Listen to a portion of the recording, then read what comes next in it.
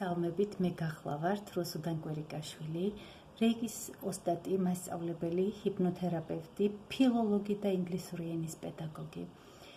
დღეს მსურს გესაუბროთ ადამიანის სულიერ მისიაზე, რაც ძალიან ბევრ ადამიანს აინტერესებს და აწუხებს ის თუ რისთვის მოევლინა ამ პლანეტაზე, რატომ არის დედამიწაზე, ამ რეინკარნაციაში.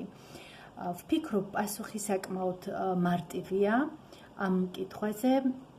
ყველა ნათელი სული დედამიწაზე მოვიდა იმისთვის, რომ ეს პლანეტა, ეს ადგილი გახადოს უკეთესი ადგილი, საკუთარი სიყვარულით, კეთილი ქმედებებით, თანაგრძნობით და მზრუნველობით ადამიანებზე, ცხოველებზე, გარემოზე, ასე რომ აქ ბევრი საფიქრალი ვფიქრობ არაფერია.